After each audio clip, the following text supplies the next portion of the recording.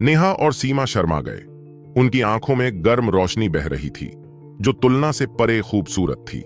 दिन रात उनके साथ रहने के बावजूद राघव को अभी भी उस सुंदरता को देखने से उसका दिल धड़क रहा था।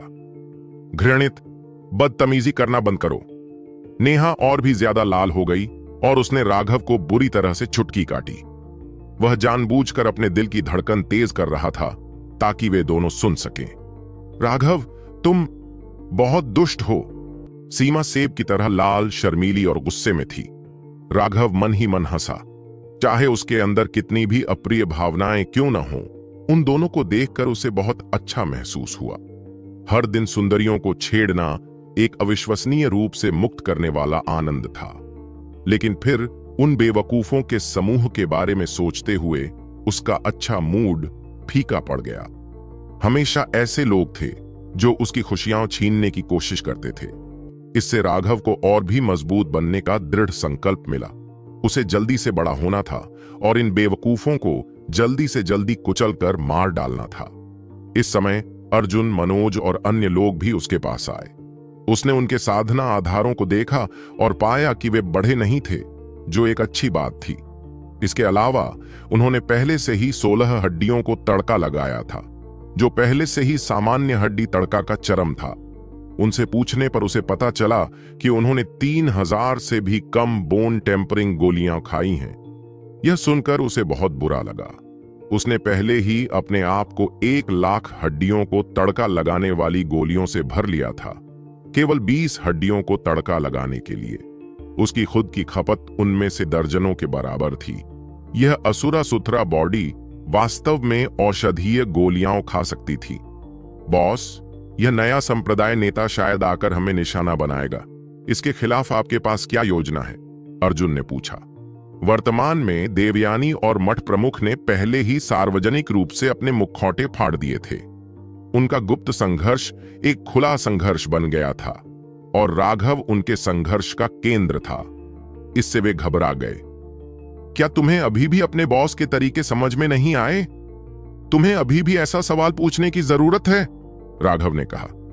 अर्जुन चौंका और खुश हुआ। सचमुच? तुमने क्या शानदार योजना बनाई है? जल्दी बताओ। सीमा और नेहा ने भी अपने कान खड़े कर लिए। राघव ही वह था जो सबसे पागलपन भरा विचार लेकर आया था।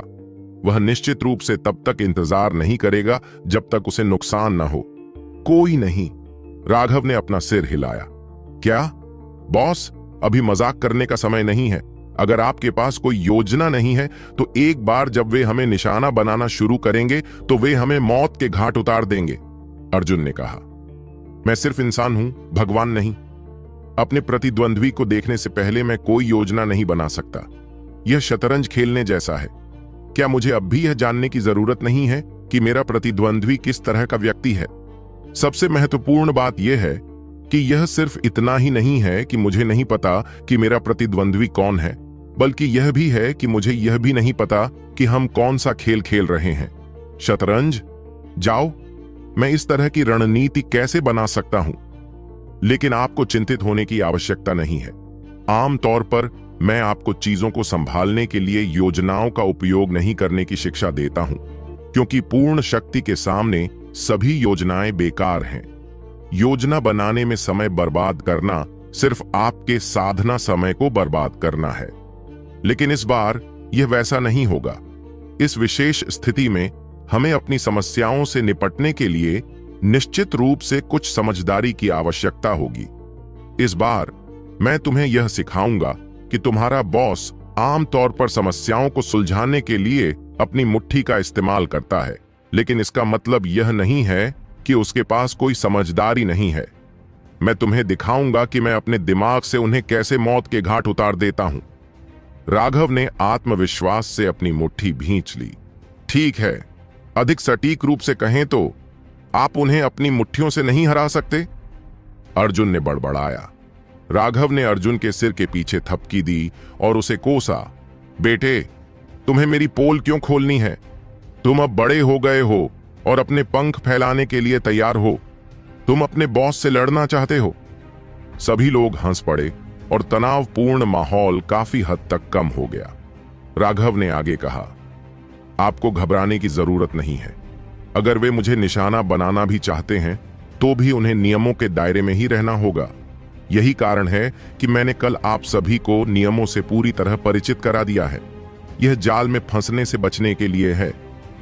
आज बस मेरे संकेतों के अनुसार काम करो। जब तक हम साथ मिलकर काम करेंगे हम ठीक रहेंगे। मेरे मौजूद होने से हमें निश्चित रूप से कोई नुकसान नहीं होगा। अभी राघव को सबसे ज्यादा डराने वाला व्यक्ति देवयानी था। उस दुर्भावनापूर्ण महिला का साधना आधार बहुत ऊंचा था और इसलिए वह अभी के लिए ही सहन कर सकता था। लेकिन चूंकि सरोजनी ने उस पर नजर रखने का वादा किया था, इसलिए वह बहुत ज्यादा निश्चिंत था। ड्रैगनाब्लड लीजन का गठन अभी अभी हुआ था। अब उनके लिए सबसे महत्वपूर्ण समय था। हर सांस का समय बेहद कीमती था। वह उन्हें मोगेट पर शरण लेने के लिए नहीं ला पाया। ऐसा इसलिए नहीं था क्योंकि मोगेट विश्वसनीय नहीं था, बल्कि इसलिए क्योंकि एक बार वहां से निकल जाने के बाद वह सीधे उन लोगों के जाल में फंस जाता। एक बार जब वह महामठ की सुरक्षा खो देता है तो भ्रष्ट मार्ग की बात तो दूर, यहां तक कि धार्मिक संप्रदाय भी अपने शिष्यों के लिए बदला लेने के लिए उस पर हमला करेंगे।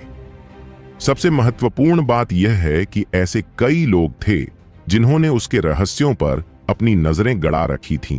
गुप्त लोक से आई आदिम अराजकता की माला ने सबको हिला कर रख दिया था। पता नहीं कितने लोगों की निगाहें उस पर टिकी हुई थीं। यह कहा जा सकता है कि राघव दुश्मनों से घिरा हुआ था जो अपने शिकार पर नजर रखने वाले बाघों की तरह थे। केवल सुपरमठ की धमकी से ही उन्हें रोकना संभव था। लेकिन एक बार जब वह चला गया तो निश्चित रूप से अनगिनत विशेषज्ञों द्वारा उसका पीछा किया जाएगा। एक विकल्प यह था कि मोगेट से कुछ विशेषज्ञों को यहां आने के लिए कहा जाए, लेकिन फिर उनके आने का इंतजार करना और फिर वहां जाना बहुत समय लेने वाला काम होगा और अंत में यह इसके लायक नहीं था। अभी के लिए मठ के भीतर अस्थायी रूप से रहना और बढ़ना बेहतर था। अभी राघव नहीं चाहता था कि कोई भी ड्रैगनाब्लड लीजन के बारे में जाने। बाहरी दुनिया को सिर्फ इतना पता था कि ये लोग वही थे जिन पर वह भरोसा करता था।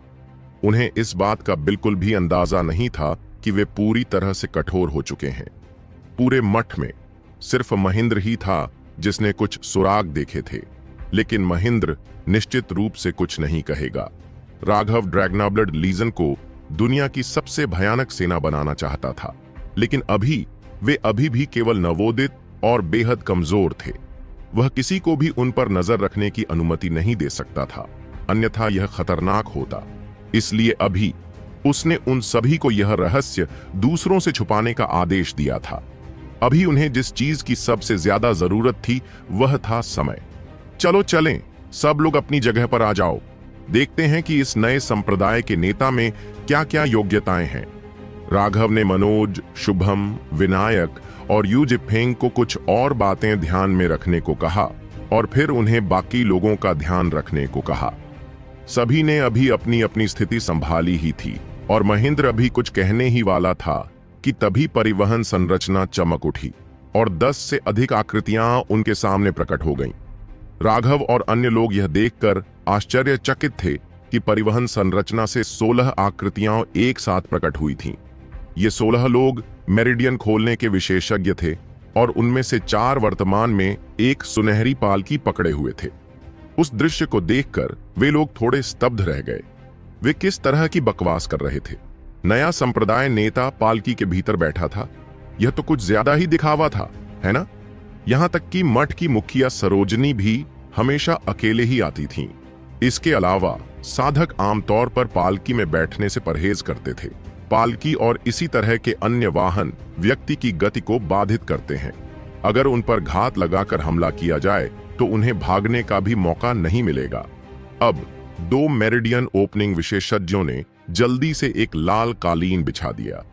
कालीन ठीक से बिछाए जाने के बाद ही उन्होंने पालकी को नीचे रखा। पर्दा खोला गया और एक आदमी जो 20 साल का लग रहा था बाहर निकला। यह आदमी देखने में इतना बुरा नहीं था।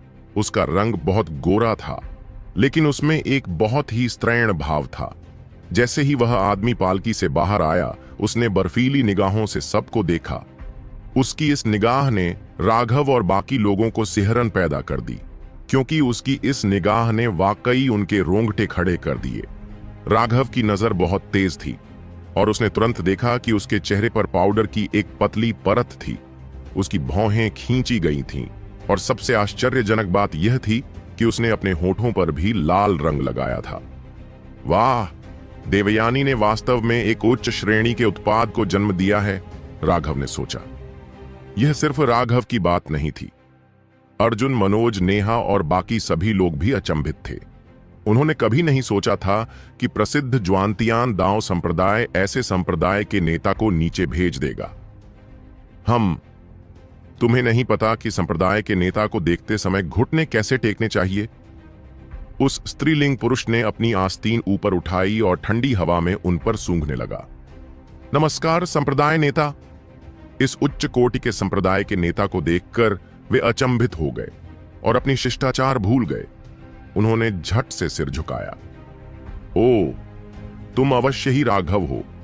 एक शिष्य के रूप में तुम संप्रदाय के नेता को देखकर घुटने नहीं टेकोगे? स्त्रीलिंग पुरुष क्रोधित हुआ, लेकिन उसके गुस्से ने दूसरों को और भी अजीब महसूस कराया। वह राघव की ओर इशारा कर रहा था, लेकिन किसी कारण से उसकी छोटी उंगली भी इशारा कर रही थी। राघव ने गहरी सांस ली और अंदर ही अंदर अपनी बुरी किस्मत को कोसने लगा। इतना बड़ा बेवकूफ यहां कैसे आ गया? प्रवर्तन अधिकारी के रूप में मुझे आपके सामने घुटने टेकने की आवश्यकता नहीं है, राघव ने कहा। राघव, संप्रदाय के नेता के साथ इतना असभ्य व्यवहार करना कितना बेशर्मी भरा काम है। क्या तुम मेरी बात पर विश्वास करते हो जब मैं कहता हूं कि मैं अभी तुम्हारे मुंह पर थप्पड़ मार दूंगा?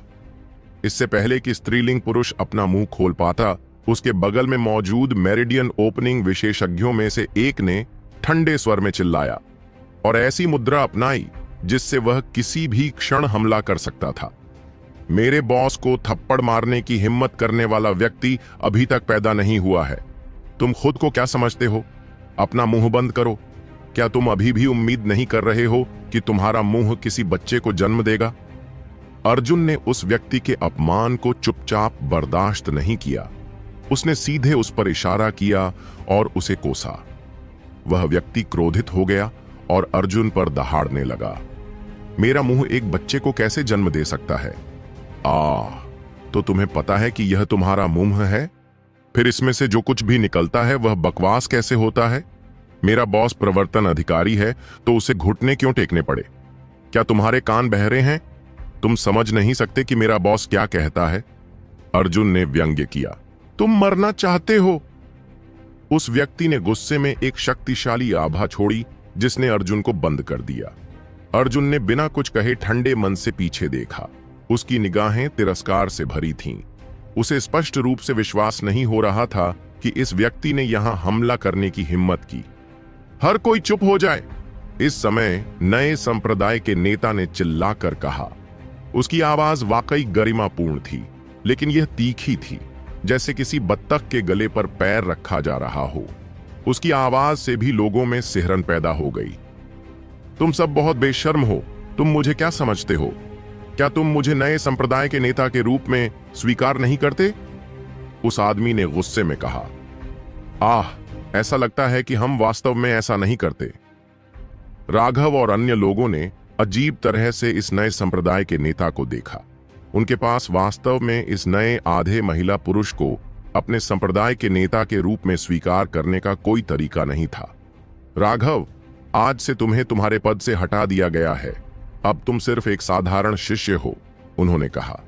ठीक है, राघव ने बिना कुछ कहे सिर हिला दिया। तुम मेरे बॉस को उसके बड़े पद से क्यों हटा रहे हो? तुम्हें कम से कम कोई कारण तो बताना ही होगा, है ना? राघव को शायद परवाह न हो, लेकिन अर्जुन उसे जाने नहीं देगा। यह पूरी तरह से बदमाशी थी। उनके दिलों में राघव का स्थान अद्वितीय था। दूसरों के लिए सिर्फ एक शब्द से उसे पद से हटाना अपमानजनक था। कोई कारण? क्या मुझे इसकी जरूरत है? संप्रदाय के नेता के रूप में मुझे मठ के पदों को तय करने का अधिकार है। मुझे लगता है कि राघव अनुपयुक्त है, इसलिए वह अनुपयुक्त है, उस आदमी ने व्यंग्य किया। धनंजय, आज से आप पहले मठ के प्रवर्तन बुजुर्ग होंगे, उन्होंने उस व्यक्ति से कहा। जिसे अर्जुन ने पहले शाप दिया था। इस उपकार के लिए धन्यवाद संप्रदाय नेता। मैं निश्चित रूप से आपको निराश नहीं करूंगा। धनंजय ने धन्यवाद दिया। धनंजय को तुरंत प्रवर्तन एल्डर के पद पर पदोन्नत कर दिए जाने से अन्य सभी मेरिडियन ओपनिंग विशेषज्ञ ईर्ष्या से भर गए। जहां तक पहले मठ के पक्ष के लोगों की बात है तो वे पूरी तरह से क्रोधित थे। यह बहुत आगे जा रहा था। भव्य प्रवर्तन एल्डर का पद यूं ही बेतरतीब ढंग से कैसे दिया जा सकता है? अगर यह व्यक्ति संकीर्ण सोच वाला होता तो वह जानबूझकर किसी के लिए भी मुश्किलें खड़ी कर सकता था। तो क्या उन सभी का सारा समय उसकी बकवास में बर्बाद नहीं हो जाता? संप्रदाय के नेता, यह मामला महेंद्र खड़ा हो गया। यह नया संप्रदाय नेता वास्तव में बहुत आगे जा रहा था। हालांकि राघव ने उनसे कहा था कि वे ऐसे व्यवहार करें जैसे कुछ हो ही नहीं रहा हो, लेकिन महेंद्र खुद को रोक नहीं सका। चुप रहो। संप्रदाय के नेता को कुछ कहने की जरूरत ही नहीं पड़ी थी कि उसके बगल में खड़ा एक और विशेषज्ञ महेंद्र की ओर इशारा करते हुए गाली देते हुए खड़ा हो गया। तुम कौन होते हो संप्रदाय के नेता के फैसलों पर सवाल उठाने वाले? अपनी उम्र में भी तुम अभी भी मेरिडियन ओपनिंग के शिखर पर हो। जब तुम मरोगे तब भी तुम शायद जियांटियन क्षेत्र तक नहीं पहुंच पाओगे। तुम जैसे बेकार के मूर्ख को अपने दफन के लिए कहीं गड्ढा खोदना चाहिए। तुम यहां क्या कर रहे हो? इस व्यक्ति के मुंह से शब्द निकले ही थे कि ठंडी रोशनी चमक उठी। सभी शिष्यों ने अपने हथियार निकाल लिए और उस व्यक्ति को घूरने लगे, जिससे वह डर कर उछल पड़ा। वह यह नहीं जानता था कि यद्यपि महेंद्र का साधना आधार प्रभावशाली नहीं था, फिर भी वह निस्संदेह एक निष्पक्ष और सीधा व्यक्ति था। उसने इन सभी शिष्यों का सम्मान जीत लिया था। इस व्यक्ति द्वारा महेंद्र का अपमान करने से उनका क्रोध तुरंत भड़क गया। क्या तुम विद्रोह करना चाहते हो? वह व्यक्ति चौंक गया। 1000 से ज्यादा लोगों के हथियार उस पर तान दिए जाने से उसकी नसें तन गईं। ये वे लोग थे जो धर्मी और भ्रष्ट युद्ध में राघव के साथ लाशों के पहाड़ों और खून के समुद्र से बाहर निकले थे। एक बार जब उनकी हत्या की मंशा भड़क उठी तो इससे स्वर्ग और पृथ्वी का रंग बदल सकता था। वरिष्ठ प्रशिक्षु भाई राघव, जब तक आप एक भी शब्द बोलेंगे हम तुरंत इस कमीने को काट डालेंगे। इस कमीने को काट डालो, उसे मार डालो। प्रथम मठ के सभी शिष्य दहाड़ उठे। इस मुद्रा से उनके दृढ़ निश्चय पर संदेह करना असंभव था। महेंद्र को भी उम्मीद नहीं थी कि सभी लोग उसका इस तरह बचाव करेंगे और वह भावुक होने से खुद को नहीं रोक पाया। लेकिन अब जब वे इतने गुस्से में थे तो उसने पाया कि वह इस स्थिति को नियंत्रित करने में असमर्थ था। तुम्हें क्या लगता है कि तुम सब क्या कर रहे हो? नए संप्रदाय के नेता ने आखिरकार खुद को गुस्से से दहाड़ने से नहीं रोका। उसने पहले मठ के लोगों के इतने एकजुट होने की उम्मीद नहीं की थी। चाहे वे शिष्य हों या बुजुर्ग, वे सभी गुस्से से उसे घूर रहे थे। उनके हथियार किसी भी समय हमला करने के लिए तैयार थे। राघव का चेहरा भी उदास था। महेंद्र और रामानंद दोनों ही वरिष्ठ थे जिनका वह बहुत सम्मान करता था। उसकी हत्या की मंशा भी बढ़ने लगी थी। राघव ने संप्रदाय के नेता की बात को नजरअंदाज किया और अपनी हत्या की मंशा को उभारते हुए उस हैरान आदमी से कहा जिसने अभी अभी बात की थी, छोटे दोस्त, मैं तुम्हें 2 विकल्प देता हूं। या तो हमारे ब्लेड से चूर चूर हो जाओ या घुटनों के बल बैठो और अपने चेहरे पर तब तक थप्पड़ मारो जब तक तुम्हारे सारे दांत न निकल जाएं। तुम खुद चुन सकते हो। वह आदमी चौंक गया और क्रोधित भी। उन लोगों को अपनी हत्या की मंशा दिखाते देख उसके दिल में ठंडक महसूस हुई। हालांकि वह मेरिडियन ओपनिंग विशेषज्ञ था, फिर भी वह डर गया। राघव, ज्यादा दूर मत जाओ, संप्रदाय का नेता गुस्से से बोला। बहुत दूर? क्या हम तुम्हारे बराबर चले गए? जब एल्डर महेंद्र संप्रदाय के नेता थे तो उनमें ईमानदारी और प्रतिभा दोनों थी और वे निष्पक्ष और खुले थे। वे एक वरिष्ठ व्यक्ति हैं जिनका हम सभी सम्मान करते हैं। आपका यहां आकर हमारे पुराने संप्रदाय के नेता का अपमान करना कुछ ऐसा है जिसे हम स्वीकार नहीं कर सकते। खैर, बहुत ज्यादा शब्दों को बर्बाद करने की जरूरत नहीं है। मैं तुम्हें 3 तक गिनने देता हूं। जीवन या मृत्यु, तुम चुनो। राघव ने नाक भौं से कोड़ी। तुम्हारी हिम्मत कैसे हुई राघव? संप्रदाय के नेता के रूप में मुझे देखने दो कि क्या तुम हम में से किसी को छूने की हिम्मत कर सकते हो? संप्रदाय के नेता ने गुस्से में कहा। एक। राघव ने उसकी ओर देखा तक नहीं, वह उस व्यक्ति को ऐसे देख रहा था जैसे वह पहले ही मर चुका हो। राघव, तुम। संप्रदाय के नेता का पूरा शरीर क्रोध से कांप रहा था। दो। राघव ने संप्रदाय के नेता की बात काटते हुए ठंडे स्वर में चिल्लाया। उसने अपना रक्त रंग का कृपाण उठाया और एक भयानक हत्या का इरादा आसमान में उड़ गया। उसके पीछे पीछे सभी शिष्यों और बुजुर्गों ने अपनी आभा छोड़ी। उनकी मारक क्षमता से आकाश का गुंबद हिल गया। संप्रदाय का नेता क्रोध से लाल हो गया। उसने कभी नहीं सोचा था कि पहला मठ इतनी एकजुट शक्ति होगी। हालांकि वह ज्यानटियन क्षेत्र में था और नियुक्त संप्रदाय का नेता था, लेकिन वह इतने सारे लोगों को दंडित करने में असमर्थ था। वह इन सभी लोगों को दुश्मन नहीं बना सकता था या उसकी बाद की योजनाएं बर्बाद हो जाती। यहां आने के पीछे उनका अपना उद्देश्य था। अगर वे अपने मिशन को पूरा नहीं कर पाते तो परिणाम बहुत गंभीर होते। इसलिए हालांकि वे क्रोधित थे, फिर भी उन्होंने अंत में समझौता करने का फैसला किया। अमेय, तुम एक वरिष्ठ के प्रति सम्मानजनक नहीं थे। अपने चेहरे पर 80 बार थप्पड़ मारो। संप्रदाय के नेता ने गहरी सांस ली, अपने दांत भींचे और उस व्यक्ति को अपना आदेश सुनाया जिसने महेंद्र का अपमान किया था। मैं खुद को थप्पड़ मारूं? लेकिन संप्रदाय का नेता। अमेय नामक व्यक्ति अचंभित हुए बिना नहीं रह सका। इससे पहले धनंजय ने एक पल में ही प्रवर्तन एल्डर बनकर खुद को अलग पहचान दिलाई थी, लेकिन उसने भी उसके जैसा ही काम किया और आखिर में उसे खुद के चेहरे पर थप्पड़ मारने का आदेश दिया गया। वह हैरान था। संप्रदाय के नेता ने गुस्से में अमेय के चेहरे पर थप्पड़ मारा और चिल्लाया, चूंकि तुम जानते हो कि मैं संप्रदाय का नेता हूं, तो तुम्हारी हिम्मत कैसे हुई पलटकर बात करने की? संप्रदाय का नेता भी अपने पेट में आग की लपटें दबा रहा था। राघव अमेय को खुद के चेहरे पर थप्पड़ मारने के लिए मजबूर कर रहा था, जिससे वह भी अपना सिर नीचे कर लेता था। यह भी उसके चेहरे पर थप्पड़ मारने के बराबर था। वर्तमान स्थिति में वह सभी को वश में करने के लिए मार्शल शक्ति का उपयोग नहीं कर सकता था। वह केवल अमेय पर यह शिकायत डाल सकता था, लेकिन अमेय को इसका एहसास नहीं था, जिसके कारण उसे अपने पेट में आग भरने के लिए एक लक्ष्य खोजना पड़ा। अमेय को मार खाने से चक्कर आने लगा, लेकिन संप्रदाय के नेता के उदास चेहरे को देखकर वह अंततः जमीन पर घुटने टेक बैठा। वह अपने चेहरे पर थप्पड़ मारने लगा। उन जोरदार थप्पड़ों की आवाज सुनकर संप्रदाय के नेता और अन्य सभी लोग क्रोध से भर गए। हालांकि मठ के सभी शिष्य अविश्वसनीय रूप से तरोताजा थे। संप्रदाय के नेता और अन्य लोगों ने पहले ही उन्हें इस बात से क्रोधित कर दिया था कि वे कितने अनुचित थे। अब यह वास्तव में बहुत आरामदायक था। आखिरी थप्पड़ की आवाज आई और अमेय खड़ा हो गया।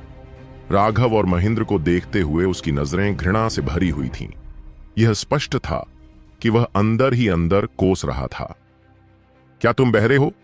मैंने कहा था कि अपने आप को तब तक थप्पड़ मारो जब तक तुम्हारे सारे दांत ना निकल जाएं, न कि तुम बेतरतीब ढंग से अपने आप को कुछ बार थप्पड़ मार सकते हो, राघव ने कहा। बस बहुत हो गया। राघव, ज्यादा दूर मत जाओ, संप्रदाय का नेता चिल्लाया। वह अब सचमुच गुस्से में था। उसने अमेय से खुद के चेहरे पर थप्पड़ मरवाने के लिए अपना सिर नीचे कर लिया था, लेकिन राघव ने फिर भी उसे जाने देने से मना कर दिया। भाइयों, मार डालो! राघव उसके साथ शब्दों को बर्बाद करने में बहुत आलसी था। वह अमेय पर हमला करने वाला पहला व्यक्ति था। उसके पीछे सभी शिष्यों का खून खौल उठा और वे अपनी यादों में लौट आए जब उन्होंने उसके साथ कंधे से कंधा मिलाकर लड़ाई लड़ी थी। दहाड़ते हुए वे सभी हमला कर दिया। रुको! संप्रदाय का नेता चिल्लाया।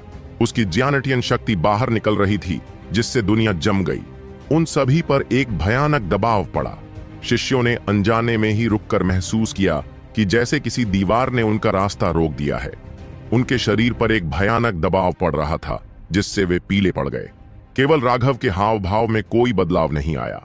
वह संप्रदाय के नेता को घूरता रहा। अमेय का मुंह बहुत ही असभ्य था और उसे इसकी कीमत चुकानी होगी। अभी मैं तुम्हें 3 विकल्प देता हूं। 1, अमेय को उसके सारे दांत चटकाने दो। 2, हम उसे मार डालें। 3, तुम हम सबको मार सकते हो। संप्रदाय के नेता ने राघव को घूर कर देखा और उसे मार डालना चाहा, लेकिन वह ऐसा नहीं कर सका। उसके पास सच में सिर्फ 3 ही विकल्प थे, लेकिन वह तीसरा विकल्प बिल्कुल नहीं चुन सकता था। अगर वह ऐसा करता तो वह और उसकी मां मारे जाते। इसके अलावा गुप्ता परिवार को एक बार फिर क्रूर झटका लगता। जहां तक दूसरे विकल्प की बात है, वह भी अस्वीकार्य था। अगर अमेय की मृत्यु हो जाती तो उसके अन्य अनुयायी निराश हो जाते, और उसकी अपनी प्रतिष्ठा का क्या? वह संप्रदाय का नेता कैसे बन पाता? अमेय, जैसा वो कहे वैसा करो। संप्रदाय के नेता ने एक बार फिर उसके चेहरे पर जोरदार तमाचा मारा। उसे इस बेवकूफ को थप्पड़ मारकर मार डालने की इच्छा हुई। इस कमीने को अभी भी समझ में नहीं आया था कि क्या हो रहा है। जितना ज्यादा वह हिचकिचाता, उतना ही उसका मान सम्मान गिरता। अपने मुंह पर थप्पड़ मारो, उसने आदेश दिया। संप्रदाय के नेता के सख्त आदेश के तहत एक बार फिर थप्पड़ की वही जानी पहचानी आवाज गूंजी। हालांकि इस बार आवाज ज्यादा तेज थी। अमेय ने जब अपने चेहरे का संगीत बजाना समाप्त किया तो उसके मुंह से खून के बुलबुले निकले। अब उसके सारे दांत गिर चुके थे। सच तो यह है कि मेरिडियन ओपनिंग विशेषज्ञ के लिए किसी के दांत टूट जाना कोई बड़ी बात नहीं थी। दवाइयों के इस्तेमाल से वे जल्दी ठीक हो जाते थे और नए दांत उग आते थे। हालांकि शारीरिक दर्द की तुलना में मन का दर्द बहुत बुरा था, जो किसी व्यक्ति को पागल कर सकता था। अमेय ने राघव की ओर इशारा करते हुए कहा, जरा रुको राघव। हालांकि बिना दांतों के उसके शब्द बहुत अस्पष्ट थे। 2 सांस लेने के बाद ही लोगों को समझ में आया कि वह क्या कह रहा था। राघव ने उसकी तरफ नहीं देखा। अपनी तलवार को एक तरफ रखते हुए वह ऐसे मुस्कुराया जैसे कुछ हुआ ही ना हो।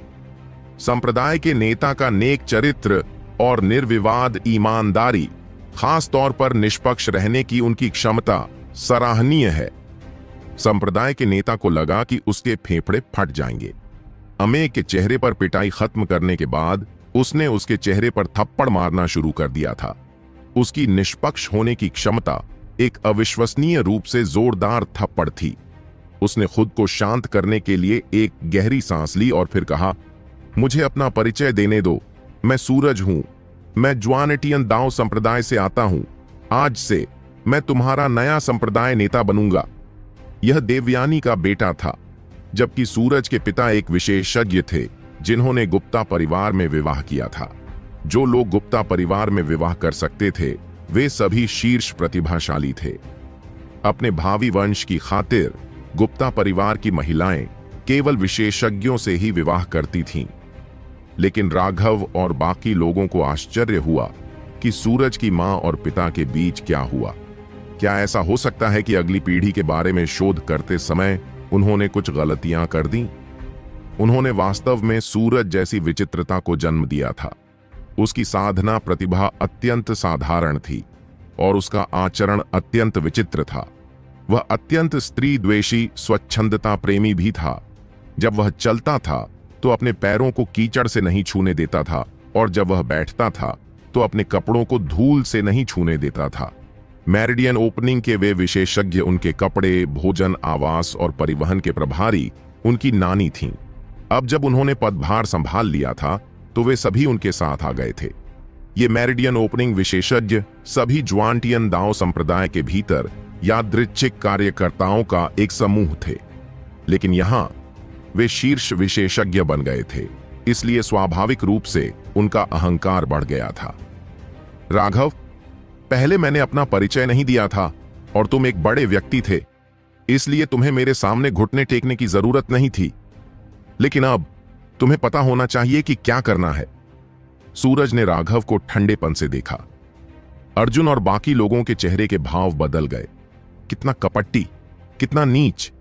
वह अपमान के तौर पर राघव को अपने सामने घुटने टेकने पर मजबूर कर रहा था, लेकिन राघव ने उपहास किया।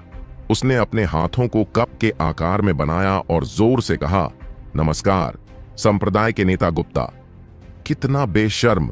एक शिष्य के रूप में तुम्हारी हिम्मत कैसे हुई कि तुम झुक ना सको? सूरज क्रोधित हुआ। संप्रदाय के नेता, इतना गुस्सा मत हो। अगर आप क्रोध से मर गए तो यह वास्तव में दुर्भाग्यपूर्ण होगा। 2 कारण हैं कि मुझे झुकने की जरूरत नहीं है। सबसे पहले, मेरी साधना का आधार अस्थि निर्माण क्षेत्र तक पहुंच गया है और मठ के नियमों के अनुसार संप्रदाय के नेता को देखते समय मुझे घुटने टेकने की कोई आवश्यकता नहीं है।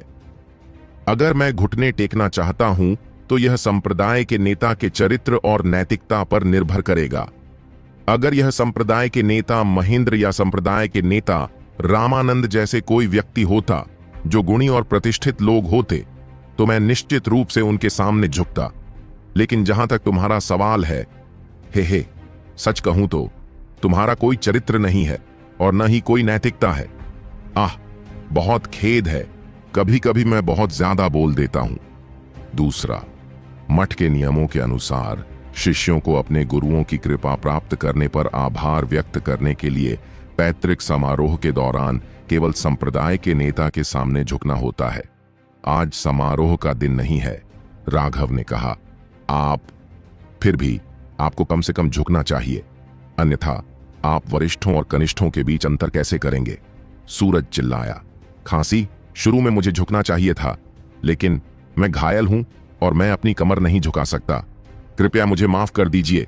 संप्रदाय के नेता राघव ने माफी मांगते हुए कहा। क्या बकवास है, तुम पूरी तरह स्वस्थ हो। तुम स्पष्ट रूप से बचने की कोशिश कर रहे हो। ऐसा लगता है कि मुझे तुम्हारे अनादर की सजा देनी होगी। सूरज ने गुस्से में कहा। लोगों को सजा देने में इतनी जल्दी मत करो। मैं सच में घायल हूं। वहां मौजूद हर कोई इस बात की गवाही दे सकता है कि कल कोई बूढ़ी कुतिया थी जिसने गलत दवाएं ली होंगी, लेकिन वह यहां आ गई किसी बेवफा बेटी की तरह अपने पिता को पीटते हुए, मुझ पर हमला करते हुए। परिणाम स्वरूप मेरा निवास ध्वस्त हो गया और मुझे खून की खांसी होने लगी। बाद में मठ के प्रमुख को उस बूढ़ी कुतिया को बाहर निकालने के लिए यहां आना पड़ा। अगर आपको मेरी बात पर यकीन नहीं है तो आप हम में से किसी से भी पूछ सकते हैं। मैंने निश्चित रूप से कोई झूठ नहीं बोला। तुम कमीने, वह व्यक्ति मेरी मां थी। तुम सहायक मठ प्रमुख के प्रति अनादर करने की हिम्मत कैसे कर सकते हो? सूरज की हत्या की मंशा बाहर आ गई। ओह, वह बूढ़ी कुतिया तो वह तुम्हारी मां थी। मुझे सच में पता नहीं था। बहुत खेद है। राघव ने कुछ बार अजीब खांसी की, अचानक बड़बड़ाते हुए कहा। मुझे वास्तव में पता नहीं था कि वह व्यक्ति आपकी मां थी। हालांकि आपकी मां वास्तव में बहुत कठोर थी। उसने मुझे तब तक पीटा जब तक मेरी हड्डियां टूट नहीं गईं। क्या मेरे जैसे हड्डी बनाने वाले शिष्य के साथ ऐसा करना उसके लिए उचित था? मुझे लगता है कि तुमने अपनी मां को तब नहीं देखा होगा जब वह पागल हो जाती है, लेकिन कल ऐसा लगा जैसे वह पागल हो गई है। मैं वास्तव में समझ नहीं पा रहा हूं कि वह मुझे पीटने के लिए यहां क्यों आई है। ऐसा नहीं है कि मैं तुम्हारा पिता हूं। महेंद्र का चेहरा तमतमा उठा। क्या यह किसी को खुलेआम गाली देना नहीं था? सीमा और नेहा ने अपने मुंह ढके हुए थे। सूरज का चेहरा कितना काला था, यह देखकर उन्हें डर लगा कि कहीं वे हंस ना पड़े। दूसरी ओर अर्जुन ने अंदर ही अंदर प्रशंसा करते हुए कहा, बॉस वास्तव में बॉस है। उसकी गाली देने की क्षमता व्यावहारिक रूप से पूर्णता के दायरे में पहुंच गई है। वह किसी के मुंह पर गाली दे सकता है, लेकिन ऐसा करके वह अपना गुस्सा जाहिर नहीं कर सकता। सूरज को जवाब देने का कोई तरीका नहीं मिल पाया। जब तक राघव ने कहा कि उसे नहीं पता कि वह महिला कौन थी, वह कुछ नहीं कह सकता था। इससे भी महत्वपूर्ण बात यह है कि अब वह राघव को घुटने टेकने पर मजबूर नहीं कर सकता था। अगर सूरज कोशिश करता तो राघव बस इतना कह देता कि वह घायल हो गया है। अगर उसे उस पर शक होता तो वह अपनी मां को बुलाकर पूछ सकता था। ठीक है, तुम घायल हो गए हो, लेकिन बाकी लोगों का क्या? उन्होंने भी घुटने नहीं टेके हैं। सूरज ने गुस्से में कहा। संप्रदाय के नेता, क्या आप भूल गए हैं आपकी मां का साधना आधार कितना शक्तिशाली है?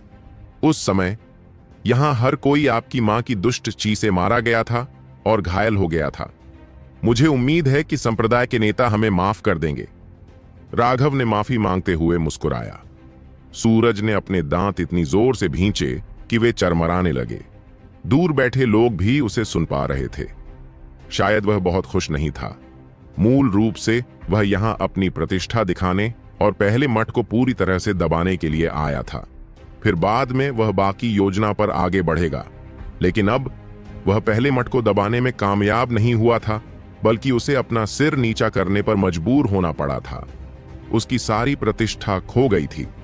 इससे वह अविश्वसनीय रूप से उदास हो गया था।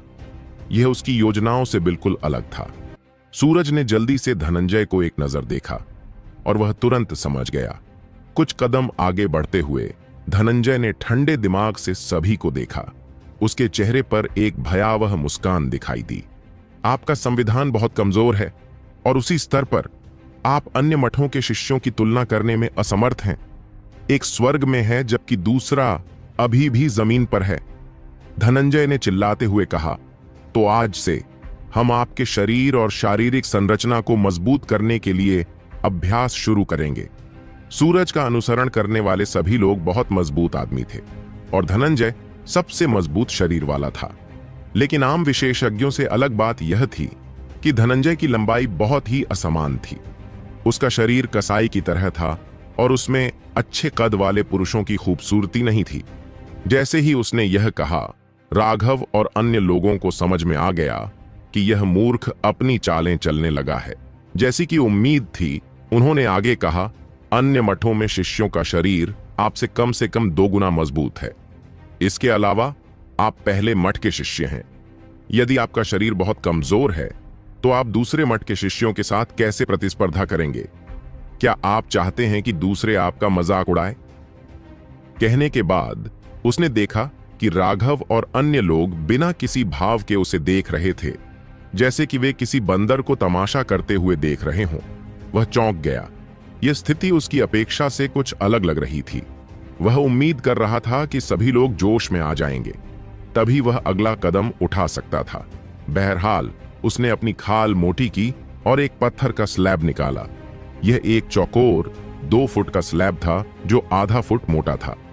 धनंजय ने आगे कहा, आज से यदि आप मठ के पुरस्कार प्राप्त करना चाहते हैं तो आपको पत्थर कुचलने वाले पेट परीक्षण के मानकों तक पहुंचना होगा, अन्यथा आपको काट दिया जाएगा। यह कहने के बाद उसने देखा कि राघव और अन्य लोग अभी भी भावशून्य होकर उसकी ओर देख रहे थे, जिससे उसका क्रोध भड़क उठा। अरे, क्या कोई ऐसा नहीं है जो इसे आजमाना चाहता हो? तुम कट जाना चाहते हो? उसकी योजना के अनुसार इस समय अनगिनत जोशीले शिष्य पत्थर तोड़ने की परीक्षा को चुनौती देने की कोशिश कर रहे होंगे। लेकिन जब वे उसे घूर रहे थे तो उसे लगा कि उसके साथ धोखा हो रहा है। तुम यहां से चले जाओ। अगर तुम पास हो गए तो तुम्हें अपने पुरस्कार मिलते रहेंगे, अन्यथा जब तक तुम पास नहीं हो जाते तब तक तुम्हें काट दिया जाएगा। और अगर तुम 3 कोशिशों के बाद भी पास नहीं हो पाए तो तुम्हें मठ से निकाल दिया जाएगा। धनंजय ने लक्ष्मण की ओर इशारा किया। राघव की आंखें थोड़ी सिकुड़ गईं। यह कमीना सच में जानता था कि लोगों को कैसे चुनना है। लक्ष्मण का शारीरिक शरीर सबसे कमजोर था क्योंकि वह तलवार का साधक था, शरीर का साधक नहीं। हालांकि राघव को उसकी चिंता नहीं थी। भले ही उसका शरीर उनसे कमजोर था, लेकिन वह पहले ही 10 स्वभाव के दायरे में पहुंच चुका था और उसका शरीर औसत हड्डी फोर्जिंग विशेषज्ञों की तुलना में बहुत अधिक मजबूत था। लक्ष्मण आगे बढ़ी और धनंजय को ठंडे मन से देखा। तुम मुझसे क्या करवाना चाहते हो? उसकी निगाहें धनंजय को बहुत परेशान कर रही थीं और उसने कहा, जमीन पर लेट जाओ और मैं तुम्हारे पेट पर स्लैब रख दूंगा। फिर हथौड़े का उपयोग करके मैं इसे तोड़ दूंगा। यदि यह टूट जाता है और तुम्हें कोई चोट नहीं लगती है तो तुम्हारा भौतिक शरीर मानक तक पहुंच जाएगा। आपको इस पर संदेह करने की आवश्यकता नहीं है। इस स्लैब पर ज्वांतियान दाओ संप्रदाय का विशिष्ट चिन्ह है और इसका उपयोग विशेष रूप से अपने शिष्यों के भौतिक शरीर की शक्ति का परीक्षण करने के लिए किया जाता है। इसे नकली बनाने का कोई तरीका नहीं है। स्लैब को पलटने पर उसने उसके मध्य में एक अत्यंत विशेष चिन्ह देखा। यदि राघव की मुलाकात यूशियाओ शाम से नहीं हुई होती तो वह उसे पहचान नहीं पाता, लेकिन जब उसने इथेरियल क्राफ्टिंग सीक्रेट रिकॉर्ड का अनुवाद करने में उसकी मदद की तो वह उस चरित्र को पढ़ सकता था। वह जवान अमर चरित्र था। शायद वहां उपस्थित सभी लोगों में से केवल राघव ही उसे पहचान सकता था, क्योंकि वह एक रूण था जो इथेरियल क्राफ्टिंग सीक्रेट रिकॉर्ड में दिखाई दिया था।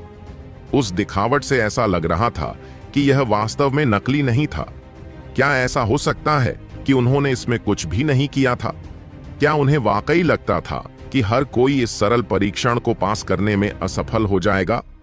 यद्यपि वह नहीं जानता था कि अन्य मठों के शिष्य कितने शक्तिशाली हैं, फिर भी उसे विश्वास था कि यदि उनके मठों के शिष्य शक्तिशाली भी होंगे तो भी वे निश्चित रूप से उनसे अधिक शक्तिशाली नहीं होंगे। राघव ने पहले ही सभी को पूरी तरह से तड़पा दिया था। उनके 10 स्वभाव क्षेत्र की ताकत अन्य शिष्यों के 10 स्वभाव क्षेत्र से कहीं ज्यादा मजबूत थी। इस परीक्षा को पास करना बिल्कुल भी मुश्किल नहीं होगा।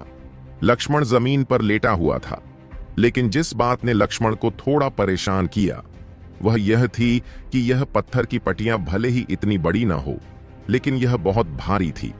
इसका वजन 10,000 पाउंड से ज्यादा रहा होगा। अपने आप को तैयार करें। धनंजय के हाथ में एक बड़ा हथौड़ा आया और उसने बेरहमी से उसे स्लैब पर पटक दिया। स्लैब तुरंत टूट गया। स्लैब के नीचे लक्ष्मण ने खून का एक मुंह खांसा, जिससे सभी चिल्लाने लगे। वह वास्तव में घायल हो गया था। तुम मानकों पर खरे नहीं उतरते, धनंजय ने व्यंग्य किया। उसने तिरस्कार पूर्वक कहा, आज से तुम अपने मठ के पुरस्कारों से वंचित हो जाओगे। तुम उन्हें तभी पाओगे जब तुम पास होने में सफल हो जाओगे। लक्ष्मण ने अपना खून पोंछा। उसकी आंखों में एक बर्फीली रोशनी चमक रही थी। ऐसा लग रहा था जैसे 2 तीखे ब्लेड धनंजय की आंखों में चुभ रहे हों। उसे अपनी आंखों में दर्द महसूस हुआ और उसने अनजाने में एक कदम पीछे खींच लिया। धनंजय पर नजर डालने के बाद लक्ष्मण ने कुछ नहीं कहा और राघव की तरफ लौट आया, लेकिन हर कोई उसकी आंखों में हत्या का इरादा देख सकता था। राघव का चेहरा थोड़ा उदास हो गया। पत्थर की पटियां निश्चित रूप से ठीक थी। लक्ष्मण भी समस्या नहीं थी। समस्या उस व्यक्ति में थी जो हथौड़ा तोड़ रहा था। उस कमीने ने जानबूझकर लक्ष्मण को घायल किया था।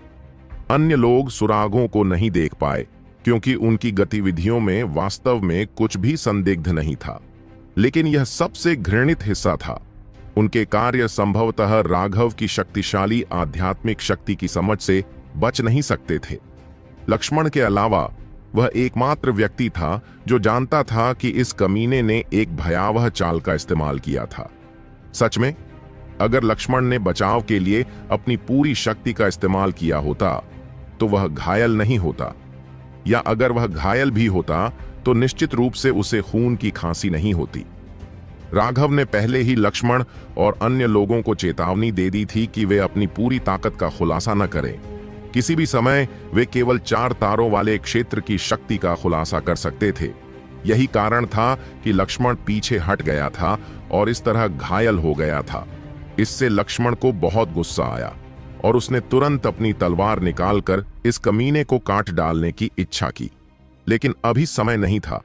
वाकई बेकार, तुम अगले हो सकते हो। धनंजय ने राघव के पीछे खड़े एक व्यक्ति की ओर इशारा किया, लेकिन उसकी हरकतों से राघव की आंखों में बर्फीली रोशनी चमक उठी। वह वास्तव में नेहा की ओर इशारा कर रहा था। एक महिला को अपने पेट पर पत्थर की पटियां रखवाने के लिए कहना पहले से ही अपमानजनक था। राघव अचानक मुस्कुराया और बोला, एल्डर धनंजय, है ना? एक बात मुझे समझ नहीं आ रही है।